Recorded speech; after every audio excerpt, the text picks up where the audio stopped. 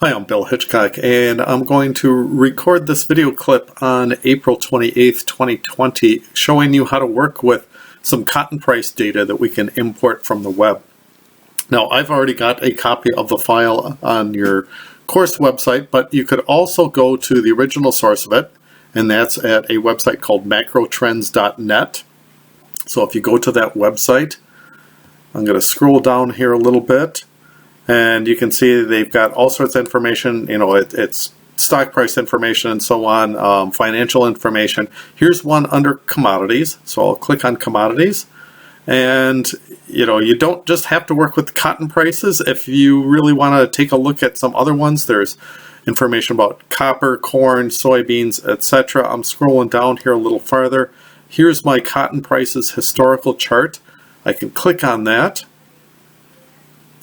And as I scroll through, I can find out a little bit about our cotton prices. So let's come down here a bit farther. And it says we can download historical data. And if you click on download historical data, you'll get the same data set. I've got it down here at the bottom. It says cotton prices, and it's in a CSV format, which means comma separated values. So I'll click one of those files that I've downloaded, and it says it's already reopening, so I'm just going to hit no. I don't need to do that. And usually whenever you open up a CSV file, it will automatically open it up in Microsoft Excel. Not always. So if that doesn't work for you, where it automatically pops it into Excel, what you can do is save the file and then go to Excel, file open, and look for the file and open it up that way. So once I've got this in Excel though, I'm going to go to File, Save As, and I want to browse to where I want to save this, and I'll save it, for instance, on your C drive, someplace that you save all your data. I'm just going to put this down on a folder. I've got a temp folder here, and I'm going to change the name. So let's just call this cotton prices, and I want to change the file type. This is important. I want to change it from a comma delimited or comma separated values file, CSV file. I want to make that an Excel workbook, and then go ahead. I can hit save, and I've got this information saved. So now that we've got that, a couple other things that I want to do. I really don't want all this documentation stuff on this particular sheet. So I'm going to come down, rename my sheet tab,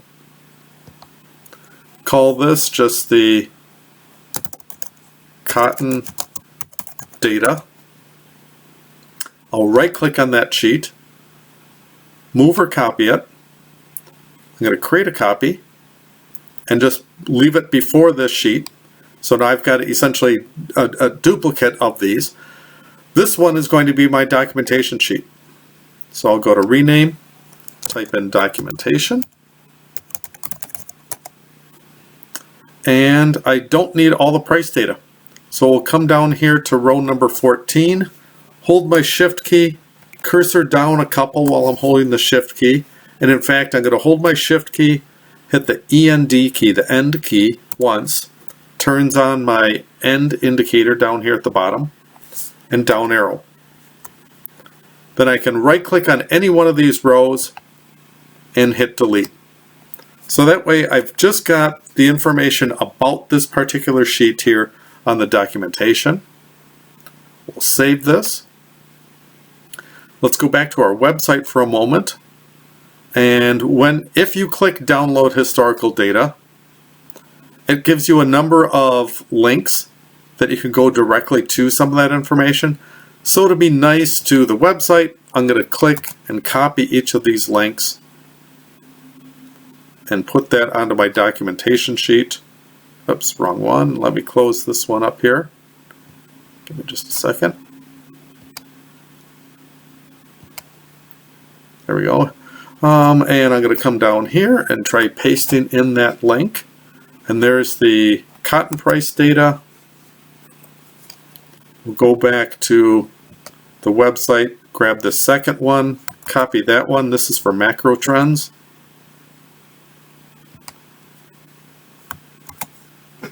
paste that in. And finally grab the last one, the source, copy that, and let's paste that down here. And we've got all that information, just to make it easier for somebody else to pull this up in the future. Notice that it's got this Ahref. That's just a web tag. So if you want to pull that stuff out of there, you can. That looks pretty good. I'm going to change the page layout on this page right away and set this up as a landscape. So that way it looks as though, here's my page break. I don't know, let me zoom in on this a little bit, see if that helps. You might be able to see the page break, the dotted line there, just to show you where that is.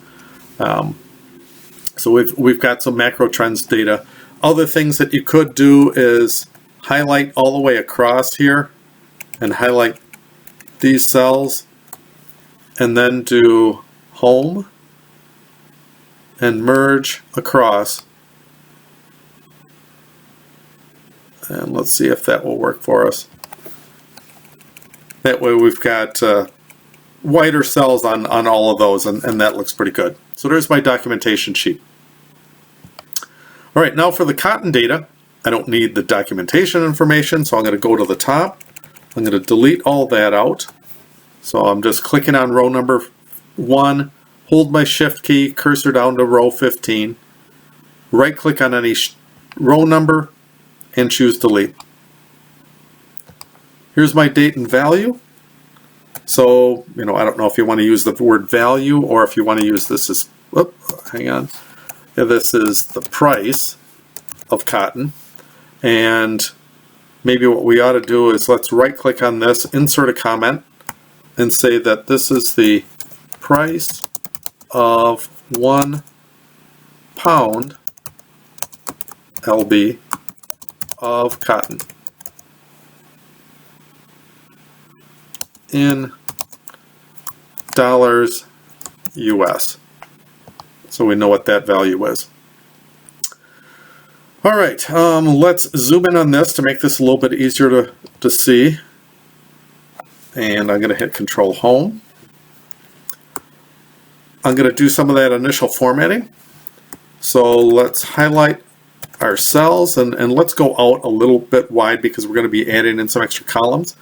I'm holding my Shift key, hit the End key once, End mode comes on, down arrow, and we find out we've got over 11,000 records here of data. Let's change the font size to something smaller. That way we can fit more information on our web sheet, or our spreadsheet I should say. I'm going to go across here again to these columns. I want to boldface my field names. I want to center them. I like to use wrap text. So I've got that. I'm going to capitalize the word date. I have that information. I want to go to view and freeze panes and freeze panes. So I have that. And then if I hit my End key and down arrow, I can see all my prices. And it looks as though I've got some price data that it's only going to April 27th, 2020. It looks like they have some blank cells in here. So I'm going to get rid of those. Don't really need them. Right click on this, hold my Shift key, cursor down to these last few dates that they have in there. Delete that out because I only want the results of the actual days we have prices for. So let's hit Control Home, back up to the top, save our work. That looks pretty good. All right, let's get a feel for the data and see what we can do with some of these things. Normally, I always put the summary statistics down at the bottom of my sheet, but in this case, I want to put them up at the top of the sheet, so I'm not going all the way back and forth between, through 11,000 plus rows. So I'm going to insert a few rows up at the top here. So let's see, I want to have 1, 2, 3, 4, 5, probably 6 rows here. So click on row 1, hold your Shift key. That's row number 1, 2, 3, 4, 5, 6. Let's start with 6. insert this. Then I want to adjust the font on all of those, so I'm just highlighting some cells, going to Home, change the font size to font size 8, hit Control Home back there, and let's put in some labels here. So I want to keep track of the count of how many records I've got. So I'm going to type in equals the word count, cursor down to my first. Actually, I can include the field name. So to cell A7, hold my shift key, hit my end key once, down arrow, and I'm going to go to one blank cell beneath that. So if I ever insert some added cotton prices, I can just insert those rows at the bottom, and that will work. All right, so I'm getting 11,968 records. Yours might differ slightly depending on what data set that you happen to be using. I'm going to use a comma format for that, so we know how many records we have there. I want to know what the minimum price is going to be, what the average, minimum, the average, and the maximum price is going to be. And then I'm also going to look for when certain price levels were reached. So again, if I look through my data, back in 1972, the price of a pound of cotton was 26 cents, 26.73 cents. I mean, nobody's buying, with commodities, they're buying, thousands of pounds of cotton at once. So, but on a per pound basis, it's 26.73 cents.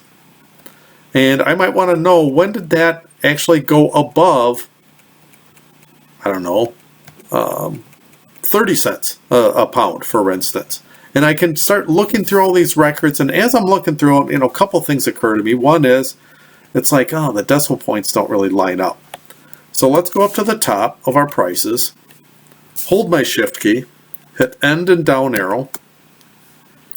Let's format those so they all have the same number of decimal places. And let's increase those decimal places, carry it out to 4 decimal places is plenty, because if you look, if you go out even farther, it's just adding zeros to it. So the original data is carried out to 4 decimal places. We'll keep that for our formatting. Hit Control Home. All right, so let's try doing a few things. Let's find out what the minimum price was. Our minimum price is equals min, parenthesis, come down to the price, hold your shift key, end key, down arrow, cursor down one more cell. I'm going from B7 through B11,976. And again, it depends on how many records you have in your data set. I could type in either a right parenthesis or just even I don't need to, hit enter, and the minimum price was 26.6 cents. For the average price, it's equal average. Same idea, come down to the price, hold your shift key, end and down arrow, and keep holding shift, go down one more, hit enter. There's the average price, 67 cents per pound, and the maximum. Come down to the price, shift and down, keep holding shift one more, hit enter, and you've got that. Keep in mind, you can always type in those exact numbers if you want, but I think using the pointing method worked a lot better. All right, I've got that information in. Let's format those cells so they all look like the prices. So either highlight them, use a comma format, increase the decimals a couple, and you've got that information. And that looks good. So let's save this. Let's check this out. Let's come down to the prices, and let's sort this in ascending order from smallest to largest. And there it is. On September 8th, 1972, that was our minimum price. The maximum, if I come down into my prices and hit end and down, I find out on March 7th, 2011, that was the maximum price. So let's hit Control Home. And let's put in here, this is our price.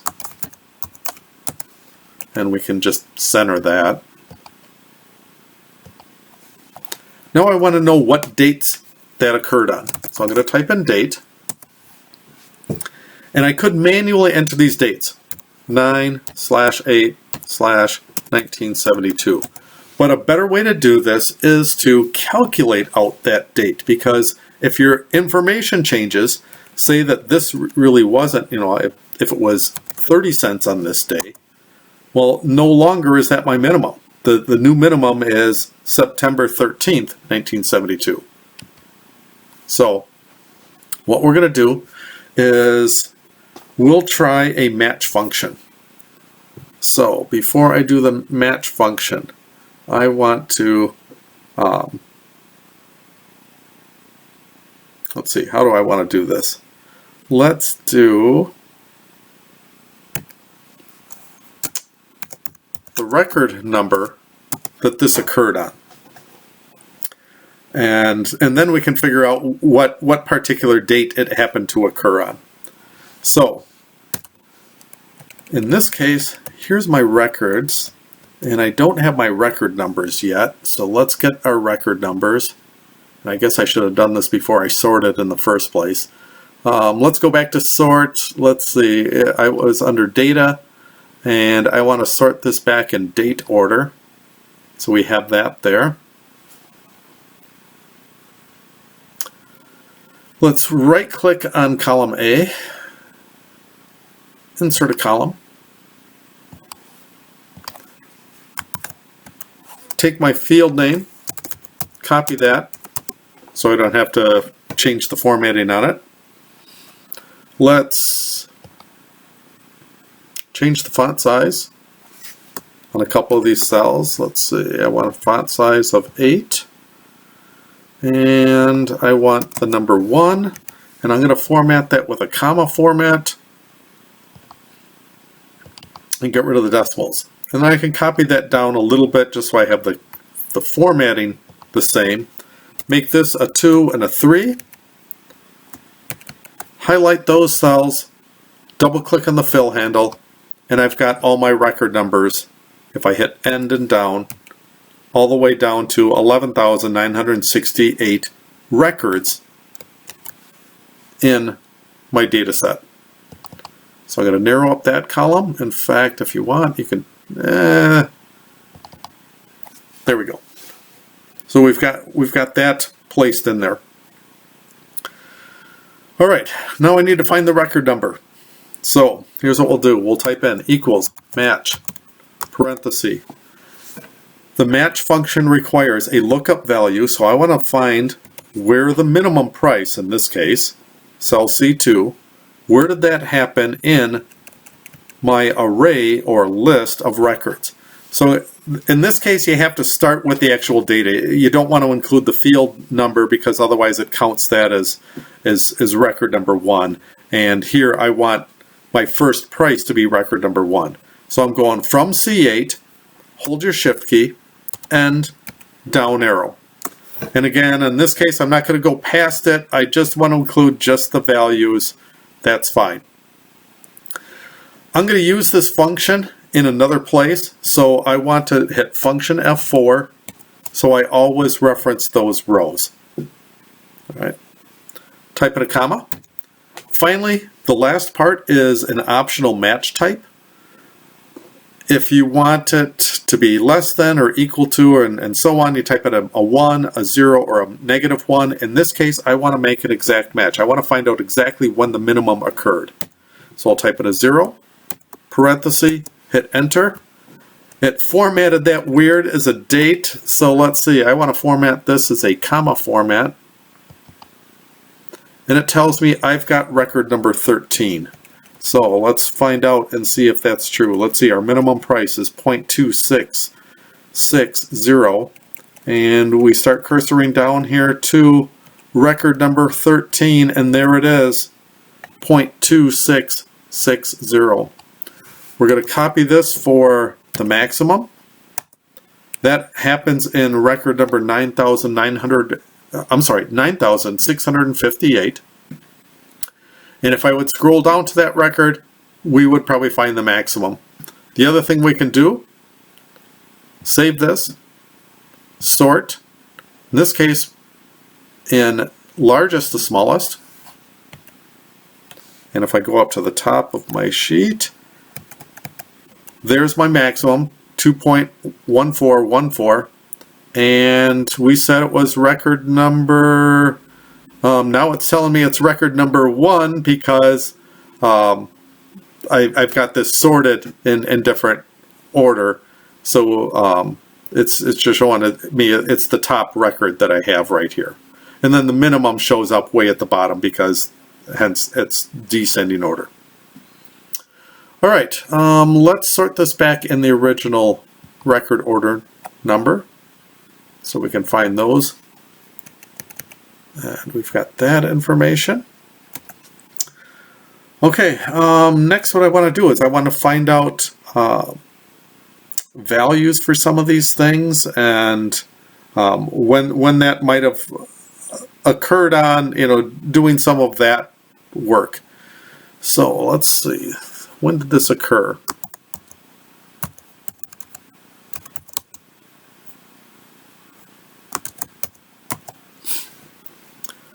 For the occurred on, for the minimum, I could say it equals, and I'm going to use an index function. So the index function says return a particular row number or record number from an array. So my array is the dates, hold my shift key and down arrow.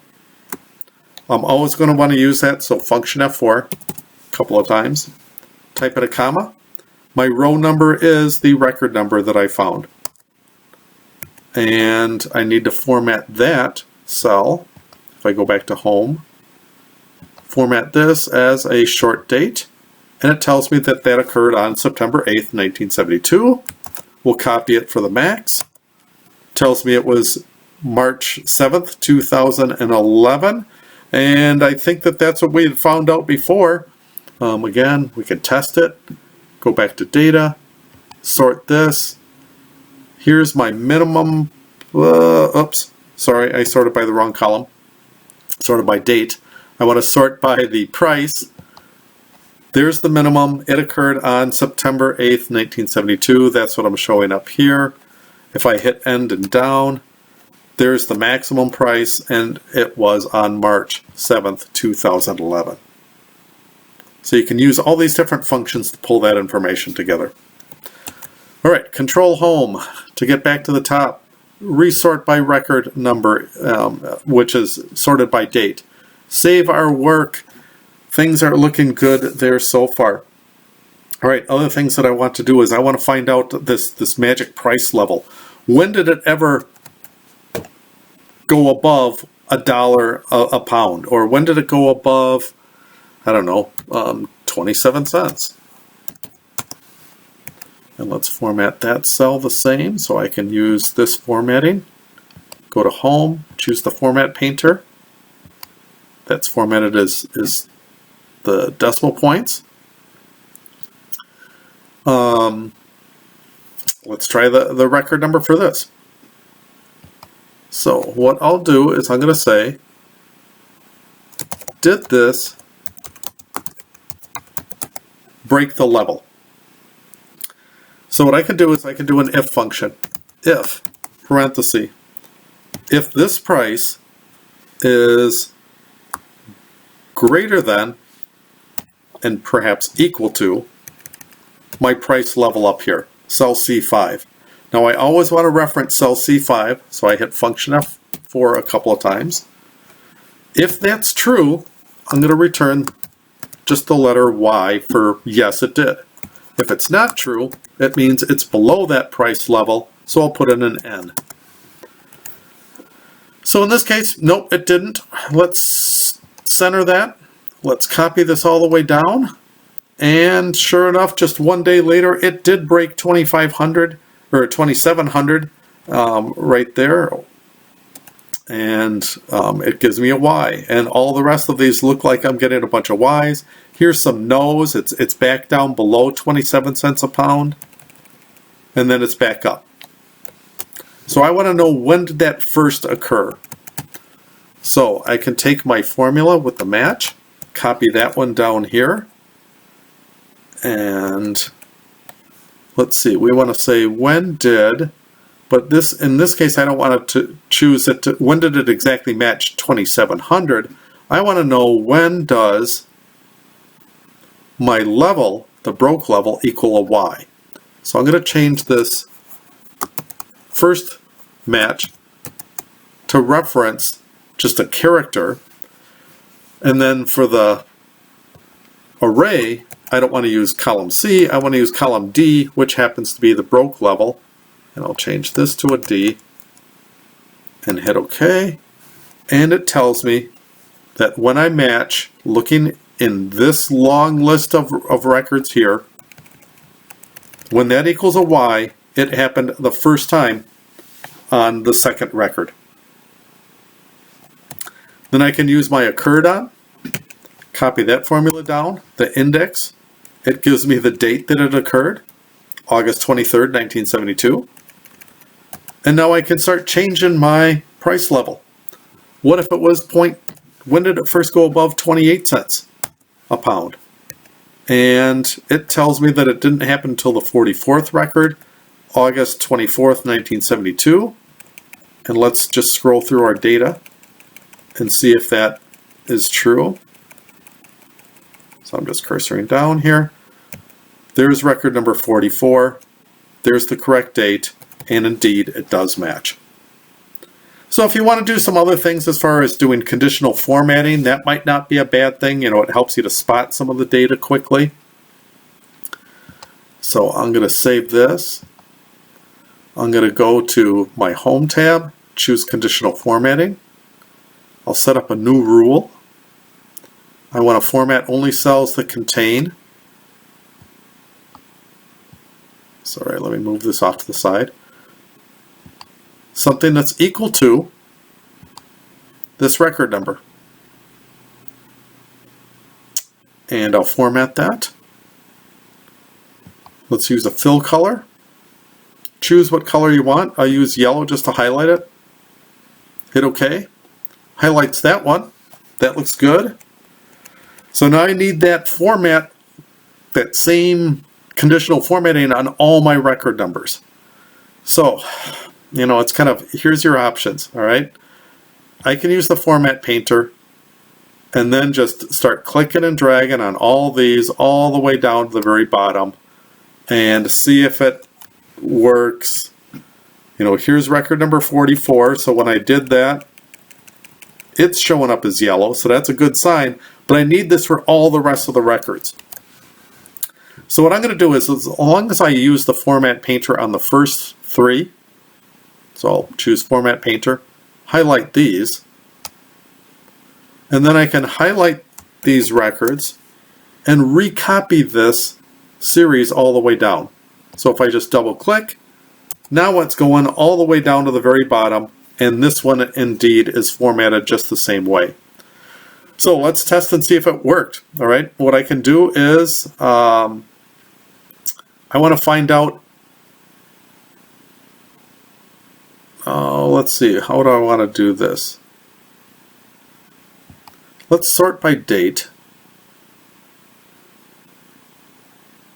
So I'll go to my Data tab, sort this in order. Oops, hang on, I better do that by sorted by price. So let me sort this. So my highest priced is way down here at the bottom. Let's change our price level to 2.14. And let's see, nuts. My theory didn't work quite right, because it's still pulling up the record number saying, all right, hey, this is 11,068, which is true, but you know, these are hard coded in here.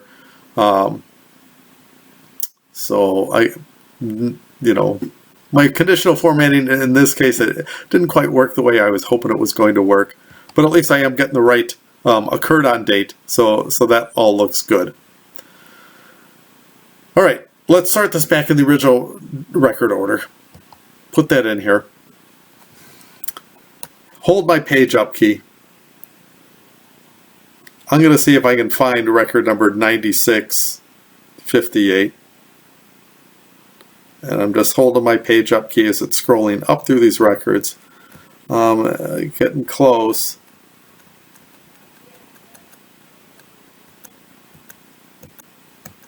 And there it is. So my conditional formatting did indeed work. Just took me forever to figure out how to see it. All right, hit Control Home.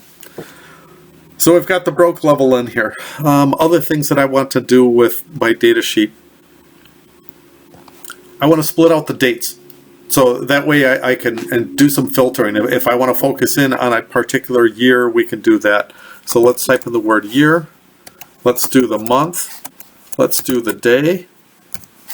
Let's do the day of week. We can do the week number. I want to do a moving average. And I want to do a decade. So I can break things into the 1970s, the 1980s, the 1990s, and so on. For the year, it's equal to the year function, and I'm going to reference my date. So I got 1972, that looks good. Copy it down, and I've got all my years stripped off. Do the same thing for the month, and I'm going to use the month function on these dates. Rather than copying each one of these one at a time, I'm just going to get all these formulas in, and then we can copy them all at once. The day is equal to the day. The day of the week equals week day, parenthesis. Grab that. We've got the week number. And grab that from the date. Moving average, I can't do that one for this first one because a moving average is going to be like a 200-day moving average or a 50-day moving average and so on. And finally, for the decade, what I can do with the decade is I want to round these years down to the nearest tenth, or not tenth, the nearest 10. So I'm going to use the round down function. Grab my year, type in a comma, and then for the number of digits, if you type in 0, it's going to round it to the nearest year or single digit. If you type in, I think it's -1, it'll round it to the nearest tens. So I got 1970 in here. Let's highlight all these cells. Let's double click.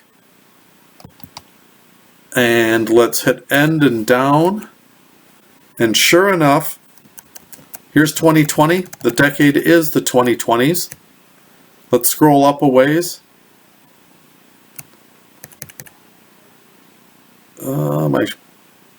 Here I'm in 2019, and it tells me it's in the 2010s. And you can just kind of visually check, hold your page up key, for example, check a few different years, see if you're getting the right decades in there. Check every now and then, here's May 1st, 2018. It looks like the month is showing up right, the day is showing up right. The day of the week is, I think it's Sunday is 1, Monday's 2, and so on, or else it's Sundays is 0. We can do some testing to find out exactly what the scheme is there. The week number, 18th week of the year, so we have that in there. So let's hit Control Home. If you want, you could take even a few of these functions, copy them up at the top, and it's not quite working because I need to adjust. Let's see, the month value would be equals month of this particular date. Instead, we can do equals day of this date equals weekday So I just had to adjust what column I had. Instead of B, it's actually E for some of these. And we can find out up here, this is going to be the year I need.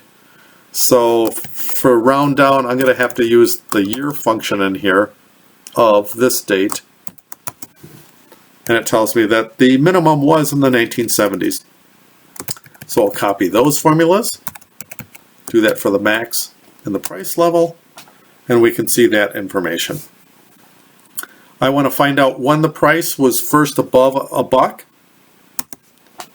And that happened not until the 1990s, 1995 in fact. So you can pull in information like that. And let's copy these field names and paste them up here. Maybe get rid of the bold facing, just so it looks like the other ones. And we've got all of that information in as well. Okay. Let's see, I've got to do the moving average. So here's my first record. I want to get a 200-day moving average. So there's day number 1, 2, 3, 4, 5, 6, 7, 8, 9, 10. And as you're cursoring down, sometimes it will tell you how many rows you have selected right there. So I've got 10 rows. I'm going to hit page down a few times. I want to go all the way down with page down until I see 200. There it is.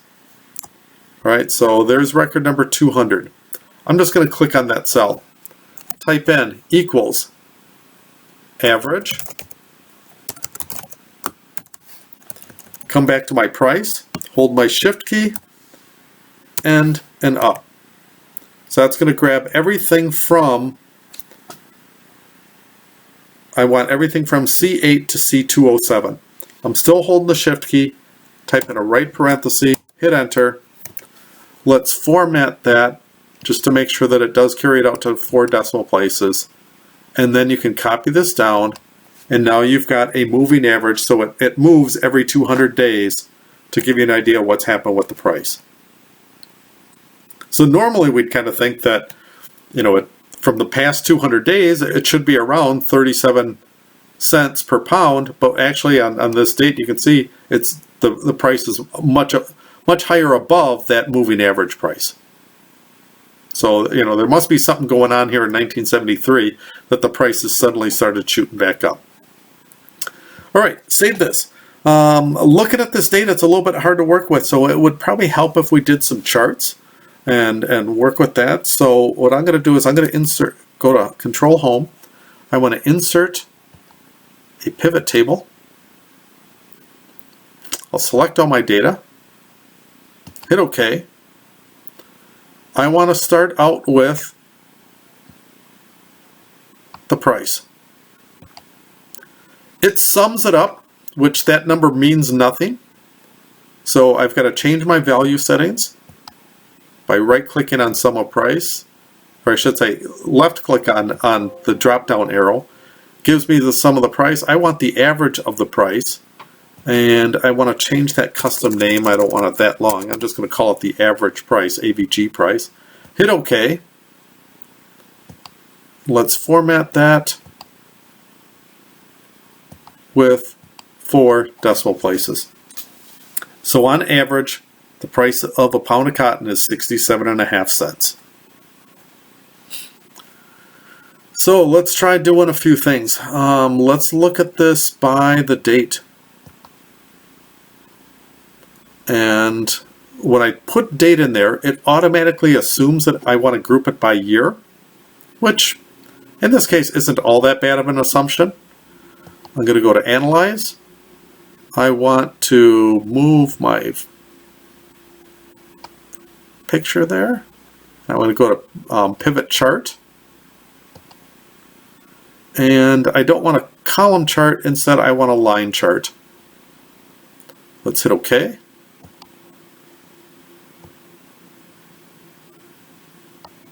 And there we go. We've got that in here. It's showing me the total price. It's fine. Just leave it for now. because what we can try to do is we want to put in the moving average in here and see how that affects this. Probably change, at least if nothing else, the chart title. And we can change that. I'll click on it, make it cotton prices. 1972 through 2020. We could click over here on the vertical axis, my y-axis, go to Analyze, and hang on, come on, click on that. Sorry, I guess it's under Design. Add a chart element, add a primary vertical, and this is the price per 1 LB. Probably don't need to have the word date at the bottom here, so I don't need a horizontal axis, but that'll help on our chart just a little bit. All right, other things that I want to add in here. So I've got my average price. I also want to add in the moving average, so I'll check that. And the moving average, it's putting that under the rows, and I actually want my moving average to be over here in the values. All right, now it's assuming that I just want to count this up, so I really don't want to count that information. I want to do just like what we did with our prices. I want to convert this into an average. So I'll change the summarization method to average. Let's just get rid of this field name here and make it the average of our moving average prices. And you know, it's coming together. You know, it looks, for the most part, our moving average is pretty much mimicking exactly what's going on with the daily prices. So a few other things that we could try doing. I don't want to see, if I look under my rows, I've got the years, I've got the quarters, I got the dates. Well, I'm going to try to right click on my dates here and choose Ungroup. I want all that information. Again, my chart, not the easiest thing to look at, but now you're getting a bit more of a sense of what the line is kind of showing us. And if I drag this over to the right just to make that a little bit bigger, that helps. Let me zoom in on this too, just to hopefully you can see that on the screen a little bit better.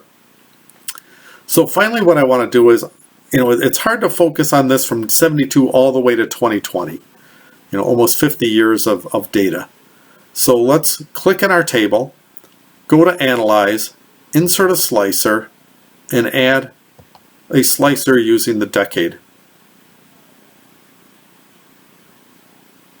And I'm going to shrink up the size of this a bit. I don't need it quite that large. Drag this over here, and let's try the 1970s and see how our chart works out. And you can try the 80s. And now suddenly we have a much more viewable chart. It's a lot easier to understand this, and that all helps. So let me rename this sheet and call it my pivot. Oh, oops. Hang on. Ignore what just happened. I'm going to right click on my sheet tab, try rename, call this the pivot summary. So I've got that in there.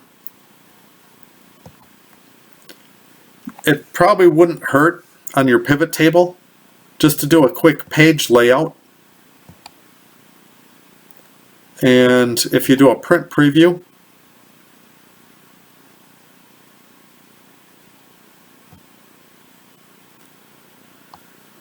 check to see if you can fit this on, you know, does your chart fit on one page wide? If it doesn't, change the portrait orientation, make it landscape. So, you know, granted, I'm not going to print out 55 pages of data here, but you do want the chart to be able to fit all right. So I'm just going back here. And you can see there's my, I don't know, maybe you can see it. There's my page break between column I and J. And so I am going to need to change my portrait or my orientation from portrait to landscape. And even if I do that, it looks like my chart's still a little bit too big. So I've got to drag that over.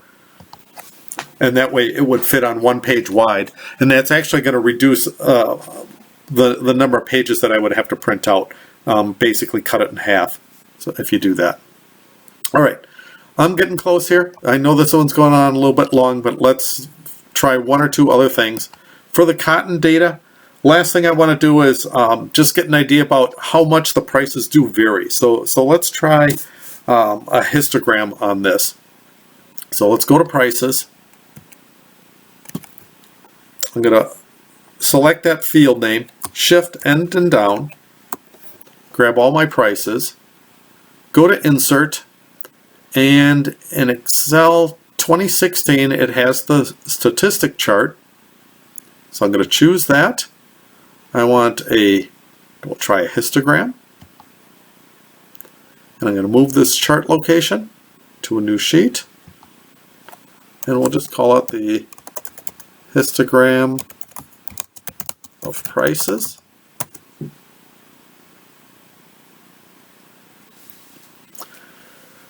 And now, granted, the bottom line here is a little bit messy. I mean, it's that part's hard to read. But the important part is kind of this is our frequency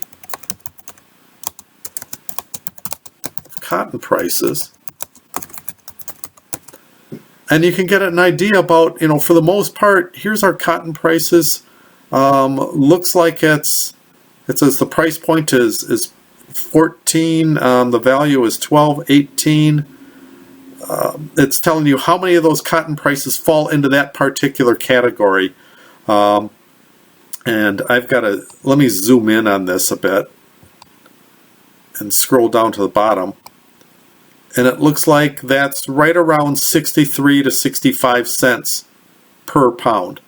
Now, way out here on the edge, you can see this is, even if you look right here, here's $1 a pound. There's very few prices where cotton has ever gone over $1 a pound. And in fact, there was that, the high point was over $2 a pound. So, I mean, that almost never happens. So I guess if I was buying and selling cotton and I saw the price that went up over $1 a pound or something like that, it would definitely be a good time to sell some cotton. Then again, if you had it. And most likely the reason why they didn't have it at the time is there was a drought. Something happened that there just wasn't any cotton available. There wasn't the supply there.